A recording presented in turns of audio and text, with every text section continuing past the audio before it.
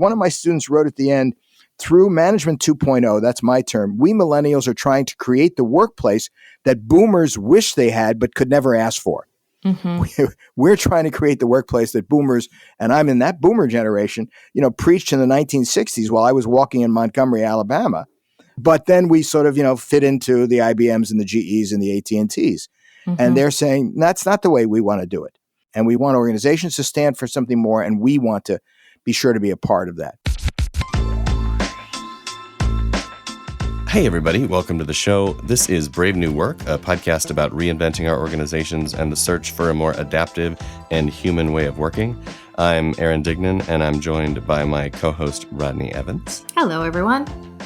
We are also joined by Todd Jick, a professor at Columbia Business School for the past 15 years, previously taught at Harvard Business School, faculty director of the Reuben Mark Initiative for Organizational Character and Leadership, which I am very curious about. Todd, welcome to the show. Thank you. Great to be here. On today's episode, we're going to talk about the next generation, what you're seeing and experiencing and attempting with those minds that will be entering the workforce, shaping the workforce to come. But before we unpack that, we love to do our check-in round. And today's question is a really good one. Thanks. Our check-in round question for today is this one. Who was someone who was really important to you growing up? Aaron, I will start with you, and then I'll go, and we'll give Todd a second to contemplate. Well, I think the usual answers that very much apply for me would have to do with, family and close friends. But I think I really responded more to Mr. Rogers than almost anyone else when I was growing up. So that was a daily ritual. This was, of course, before Netflix or anything on demand. So it was like appointment television in the morning, tune in. And yeah, I mean, everybody, King Friday, Lady Fairchild, Mr. Rogers, definitely shaped me as a child. Nice. I've been really meaning to watch the documentary about Mr. Rogers, but I haven't seen it yet. I got to get on that. For me, sure, lots of close humans in my life, but probably one person who had a really outsized impact on me was the cello teacher that I studied with from, I think, about age 6 or 7 until I sort of graduated out of her maybe when I was in high school. So we probably had 10 years there until she was like, you need a different level of teacher now.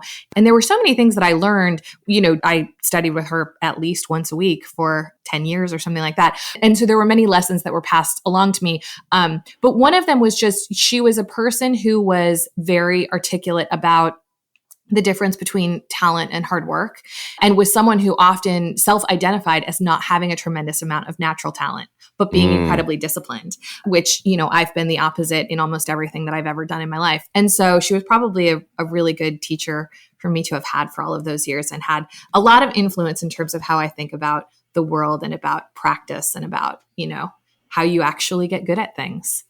Todd, what about you? I'm going right down the middle between the two of you because I'm somewhere between Mr. Rogers and a teacher. And I'm going to be a little more conventional, Aaron, because I am going to choose my father. So I am going to be in the family because he was an educator. And so there I had, the model of a teacher. But more importantly, he was an educator who said, you have to turn this into action.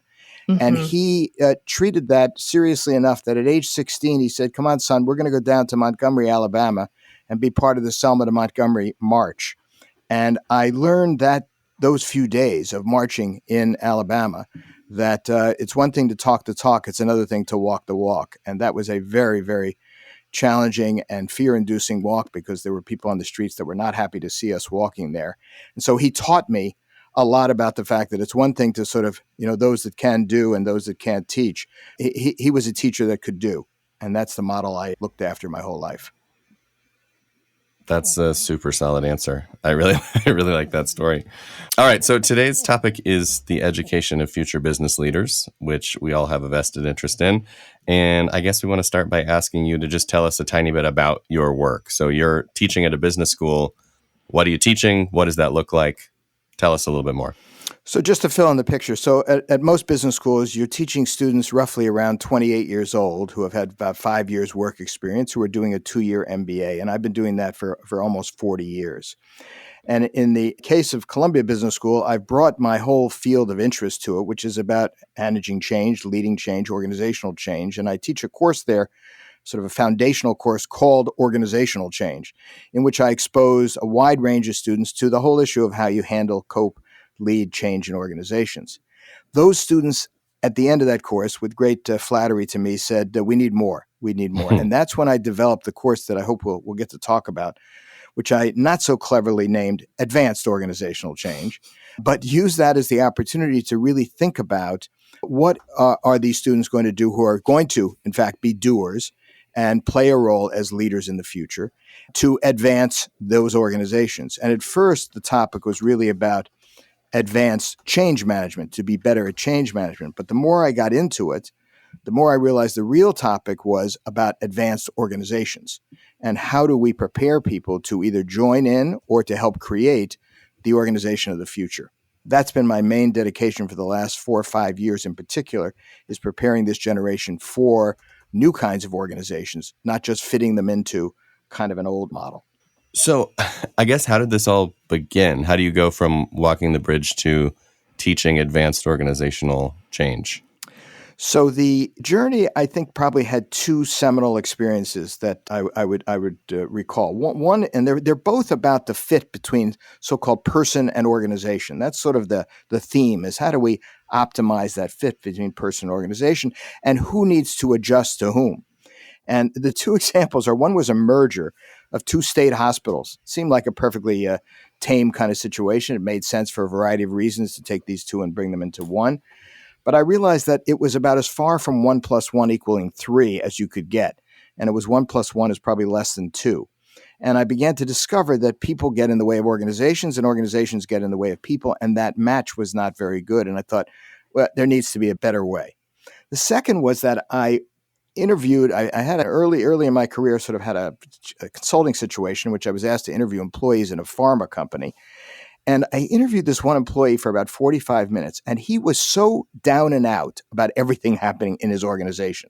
The boss was terrible. The peers were terrible. He was underappreciated and overworked. He didn't understand what the strategy of the organization, on and on and on. And I said to myself, finally, I got to ask this guy, why are you staying in this organization? If it's this bad, why don't you leave? And he basically said to me, I don't really know, but I can't really leave. And I said, well, no, why don't you leave? Well, I don't know where I would go. And I said to myself then, I need to find a way to help the next generation of leaders be involved in organizations much more productively than these 2 examples. The merger that didn't work, the individual feeling so disengaged.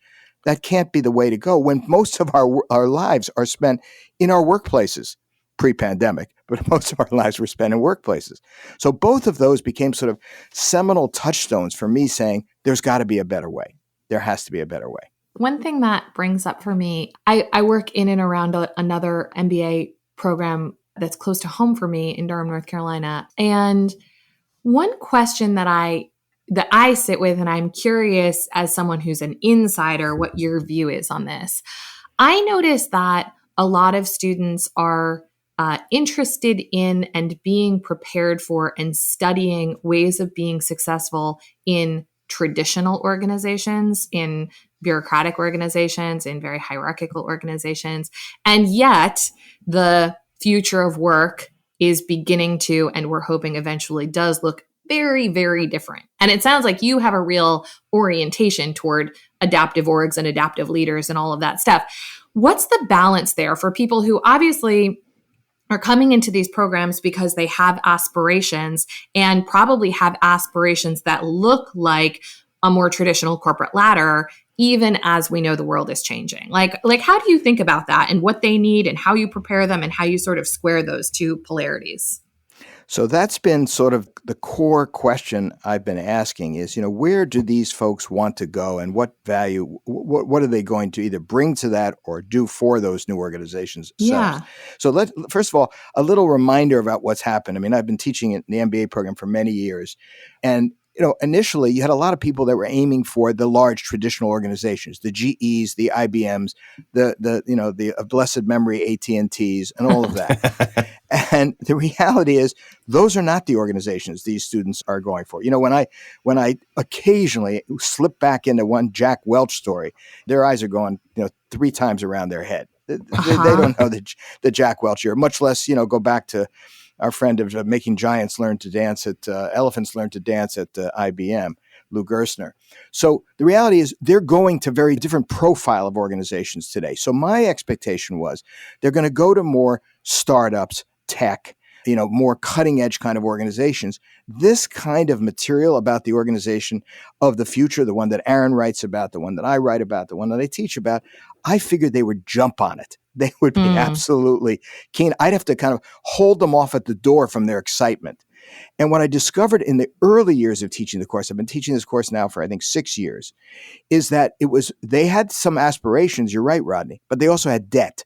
And they had debt in a way that they said, that all sounds great, but for at least the next few years, I got to pay off my school loans. Yeah, of course. I need to be sure I have a boss that's going to give me a promotion soon so I can get even further faster. And I also need to have a job that is actually a concrete job. And so when I put in front of them Zappos with, Holacracy, or other kinds of Spotify with Agile and Scrums and squads and this and that, they said, that sounds pretty interesting. Theoretically, it's interesting, but that's not going to give me much confidence in paying off my loan. So in the early years of this course, what I discovered was I actually was the biggest proponent of the new kind of organization, and they were the detractors. And I said, wait a minute, something's wrong with this picture, because you all are still 28, and you're 28 each year I see you, and I'm getting older.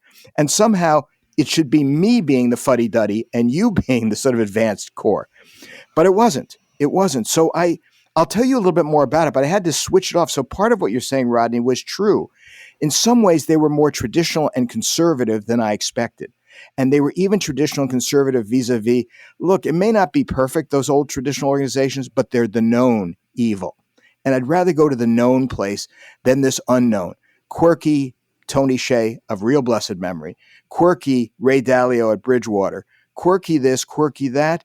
Maybe IBM doesn't look too bad right now. It's at least looking more solid.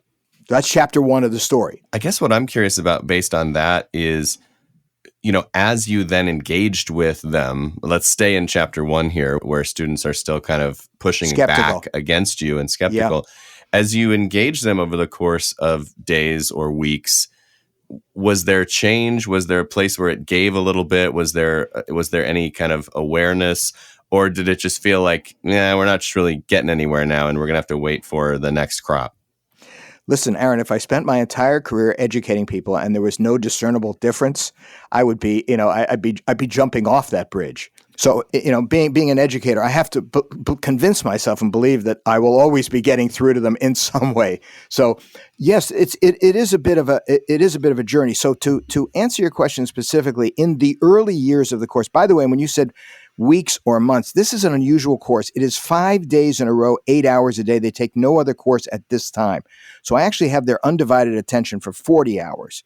So it's a lot. So surely in that time, there are some ups and downs of their journey. So if you thought about just a bell curve distribution, there are probably some that from the beginning just said, this is a bridge too far. And they, basically kind of are never convinced. There are some who from the beginning say, I think this is fabulous. And it's the mass in the middle that I think is the key kind of barometer of this. And what I found was they began to see aspects of it that really appealed to them. So it may not be the whole of what you call the evolutionary organization, and I call it management 2.0, but they're parts that really interest them. For example, a constant feedback is very appealing. I'd like to be an organization that gives me constant feedback. Not as much as Bridgewater that records the meetings. That's a little too far. But I would like to have a boss that does give me feedback. Or I'd like to be more involved in the strategy thinking process. I'd like to be not a lower level peon. I'd actually like to have more inclusion. So there are aspects of it.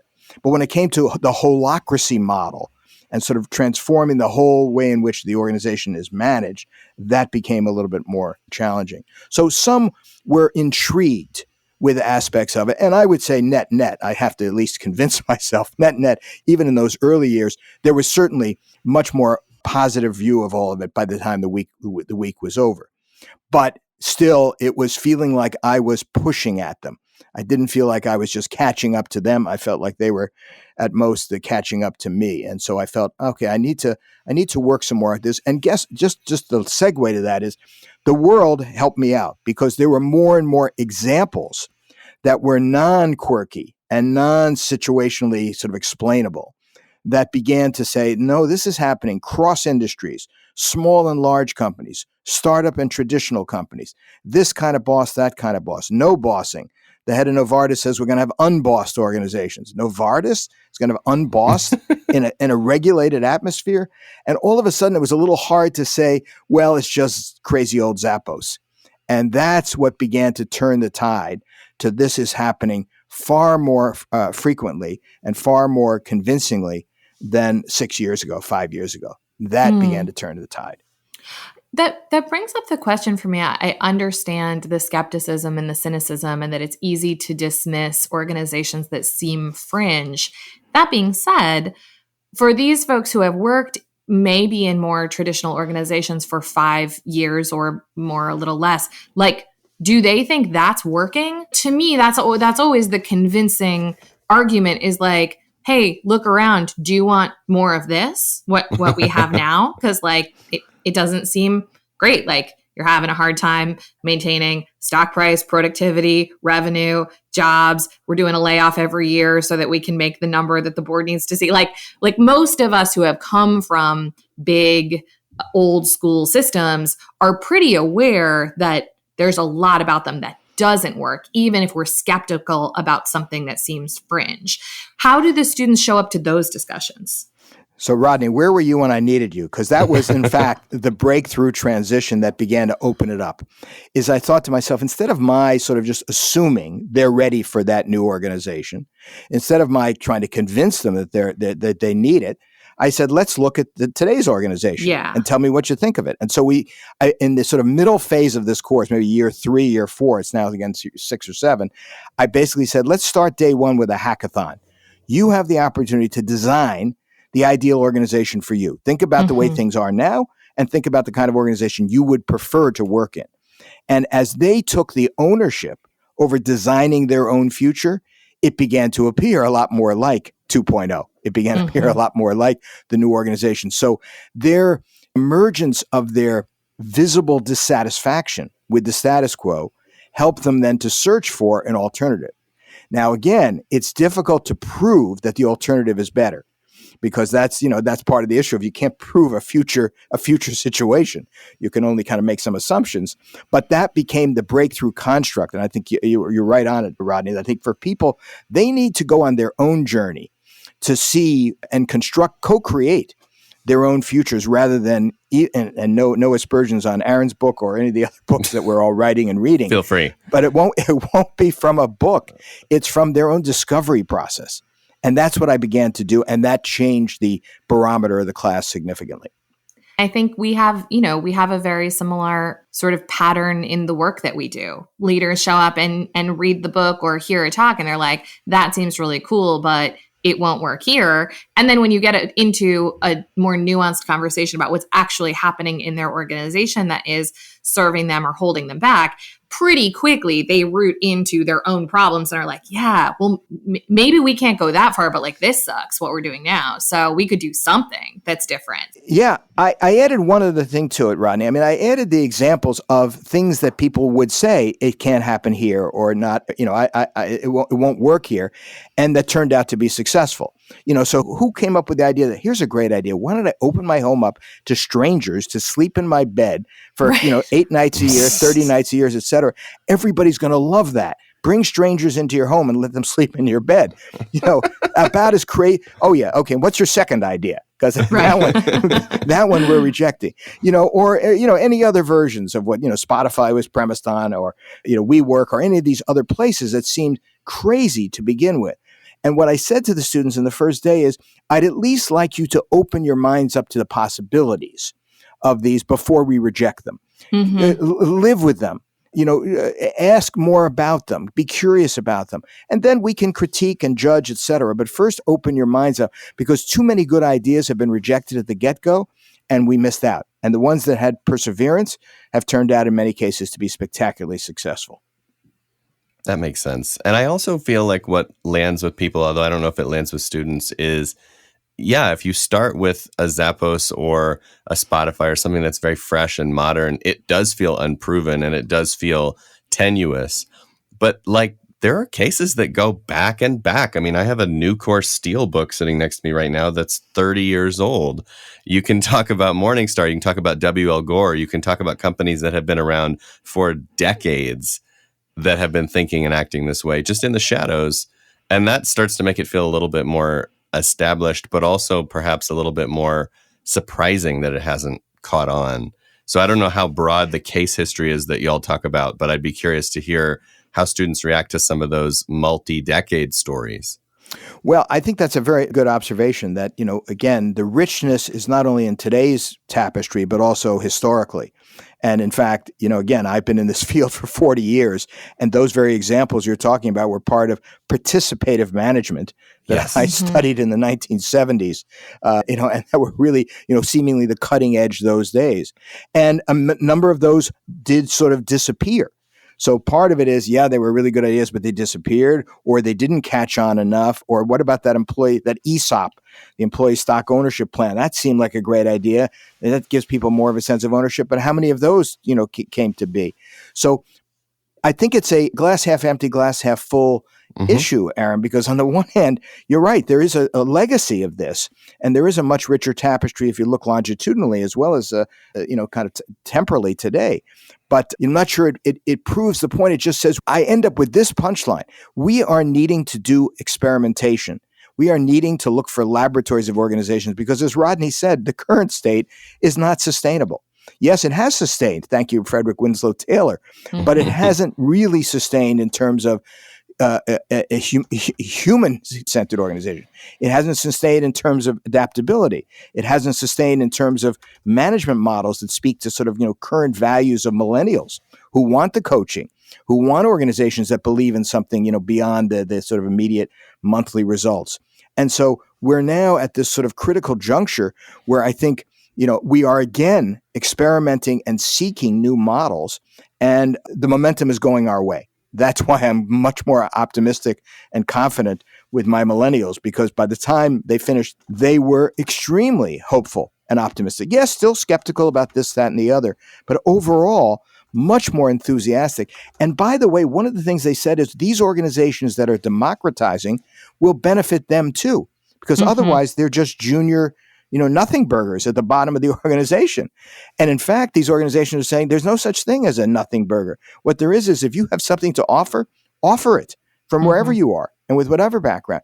And that opens up the door to these students who really do want to offer. So in many ways, the organizations are also coming to them with conditions that are going to give them many more opportunities than they would have had in those traditional organizations, sort of fitting themselves as a cog in a wheel. If you love what you're hearing, a review would mean so much to us, or even better, please forward our show to someone who needs it. So I guess I'm wondering now what's changed, right? So you said 6 years ago, skeptical. You just, before our brief review request, talked about more openness, more hunger. What do you think happened? And what's the character of the students today? So some of the students have been a part of startups in their 4 or 5 years of work experience, where they've seen some aspects of this occurring, and that gives them more confidence in the models because they've seen it a bit for themselves. They're not as interested in those large traditional organizations for a variety of reasons, but it includes the fact that maybe they are just a bit too bureaucratic. Maybe they don't provide the opportunities of this generation. Remember, this generation is going to be the dominant demographic in organizations. If not right now, it's going to be by 2030. I've seen the stats on that. I don't remember what the percentage is, but it's a large percentage. So they realize that they are going to be in positions in organizations numerically and hopefully by virtue of their authority where they'll be able to do something different. And the question is, what are they going to do? And it does begin to be more and more appealing when they see across all these different industries, these much more, multitude of examples that it can happen. And, this year in the course, I took a big risk, Aaron. I actually assigned them to read an entire book an entire book. Huge Now, mistake. Getting MBAs to read an entire book, was basically risking my entire career. But fortunately, I'm on the back nine. I figured I could take that risk. So what I said was, here's what you're going to do. You're going to read one of 3 books. You're going to read Aaron's book, because I think that's really interesting about Brave New Work. You're going to read the new book about Netflix by our friends Aaron Meyer and Reed Hastings, and you're going to read Humanocracy. You'll read one of the 3, and you'll listen to a webcast or a podcast about the other 2. And you will become an expert in that area. So unlike previous years, they actually could see a full-fledged analysis and to some extent, manifestos about this, but with more and more examples. You have an appendix with like 200 organizations listed. Netflix is page after page after page saying, here's how we did it. Here's where we stumbled. Here's how we responded. And so it's real life kind of examples. And Humanocracy is going into those large organizations saying, how does a large appliance company from China called Haier, bring this entire new kind of micro enterprise model into being? And here it is. Let's spell it out. How does Nucor Steel do it? So by the time they got exposed to all 3 books, having read one fully and listened to their peers about it, as well as listen to podcasts and webcasts, they actually said, there's more convincing evidence. So the evidence now and the visualization of these futures is more apparent. So you can see it much more clearly and therefore imagine yourself in it.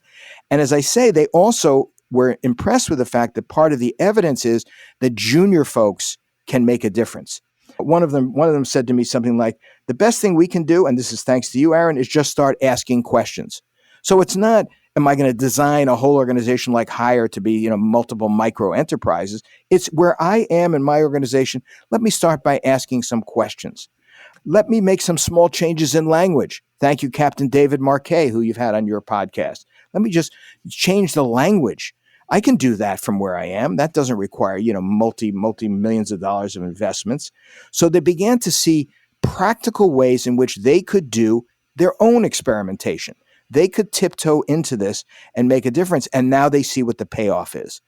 So this year I began to get comments at the end that I had never seen before. Really look forward to being in a workplace which emphasizes empowerment and autonomy. It's going to be great to make more room for human judgment in organizations. Makes me feel confident I can find allies to experiment. I'm not alone in this. There are other people doing it. And those words I hadn't heard before. And that was where I became much more encouraged that maybe I finally gotten either I've worn them down, possibly I've worn them down, or maybe the times have changed. And I'm going with the second explanation. I think the times have changed. There's much more of a wave of this approach that's happening that is going to provide opportunities for this next generation of leaders. And these were students, admittedly, who were excited about organizational change. That's why they had taken my course before and they wanted more. But now they're excited about what kind of organizational change, not just how to change, but what kind of changes. And that, to me, was the big change.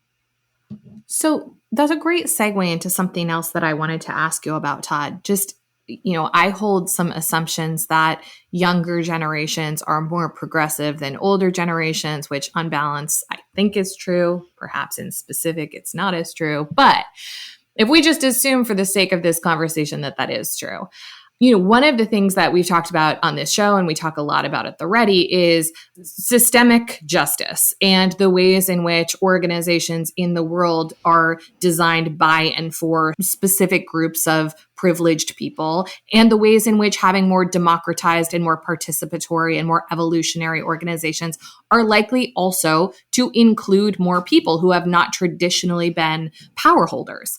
My assumption would be that this idea would be appealing to young people younger than me. Does that show up in your course? Is that part of the conversation with these students? So that was probably deep background through 2020, meaning I teach the course in January, so through January 2020. This past January, which is just a few weeks ago now, that was front and center. That was front and center. And to that extent, again, the millennials are sort of known for, you're right, sort of different generational values. And one of them is about being a part of work that is meaningful and organizations that stand for something, that have some sort of a purpose, as it's called. And we spent a day talking about those very issues. And we use the example of Google and other organizations that are struggling with the question of, do you bring, politics into the workplace? And do you bring larger kind of societal matters and problems? And obviously everything having to do with DEI. Mm-hmm. And you're right by saying that these students are far more committed to that. And in fact, if you look at surveys of millennials, you talk about next generation leaders, Aaron, the item that they say they will leave organizations as a result of it is if organizations are not DEI sensitive and action oriented. In other words, again, as I said earlier, walking the walk. That's the one that they will, in fact, that's their red line. We won't tolerate that. It's not that we can, wink, wink on that as long as I get a pay raise. No, if that organization really doesn't stand for something and in fact violates these kind of social norms, I'm out of here. And I heard more and more of that. So, one level, it's a sort of me. I want feedback. I want prizes. I want that award, et cetera. We got that on the sort of indulged millennial. And by the way, they hate it when you talk about that. Then there's the millennials version, which says, they're very social media conscious. They know how to write tweets, but they don't know how to have conversations. There's that sort of little hit on the millennials. But if you look at the affirmative side of it, they stand for something. I mean, one of my students wrote at the end, through Management 2.0, that's my term, we millennials are trying to create the workplace that boomers wish they had but could never ask for. Mm-hmm. We're trying to create the workplace that boomers, and I'm in that boomer generation, preached in the 1960s while I was walking in Montgomery, Alabama. But then we sort of, fit into the IBMs and the GEs and the AT&Ts. Mm-hmm. And they're saying, that's not the way we want to do it. That's not the way we want to do it. And we want organizations to stand for something more, and we want to be sure to be a part of that. So I think it's, as anything, there's a distribution of values and priorities. But as a generation, the sort of more modal example is one that you were describing that I'm describing.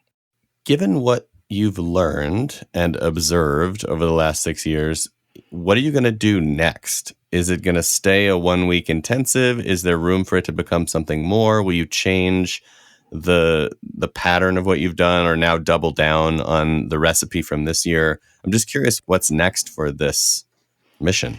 It's only you, Aaron, that would ask that question. Here I am declaring victory. I finally got across the finish line. I said, okay, that's what you did yesterday. What are you doing for tomorrow? But what's next? What have you got next? I mean, to tell you the truth, I want to continue to ride the wave. The fact that it has grown as it has, and there are more and more examples. I had them in project teams do something interesting that I think helps me maybe to answer your question. I had 4 different projects, divided the group in 4. One of them was, I want you to study large organizations that have transformed. Large traditional organizations, how have they done it? What have they done? ING, HCL, Eli Lilly, Novartis, Patagonia, whatever it is, large organizations. Then I said, another group, you look at startups. Tell me what it's like to build these from the get-go. You look at Asana and you look at Zappos and you look at HubSpot and this and that.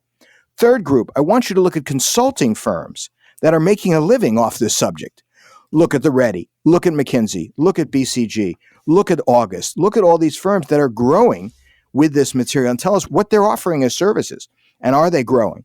And the fourth is look at the toolboxes that are being created in this field, tools that are available for any organization to begin to have an impact. And guess what? They came out with very rich material in all 4 of those projects. And being a very clever crowdsourcer, I said to myself, there's my material for next year's course. Because I'm not smart enough to, I'm practicing what I'm preaching. I don't have all the answers here. I want to crowdsource this. I want to co-create it. And they actually gave, I think, a wider notion of larger organizations are doing this. Let's look at more and more of them. Small organizations are building this way. Let's look at more and more of them, et cetera, et cetera. The consulting firms. I mean, the reality is it's one thing for the Ready to do it. And congratulations on you and Rodney and the work of your team doing this as well as you have. But it's especially interesting when we also see the large firms that are, kind of saying, no, we want to be in this space. We're going to call it organization effectiveness or implementation or something, or the new organization or the agile organization or something.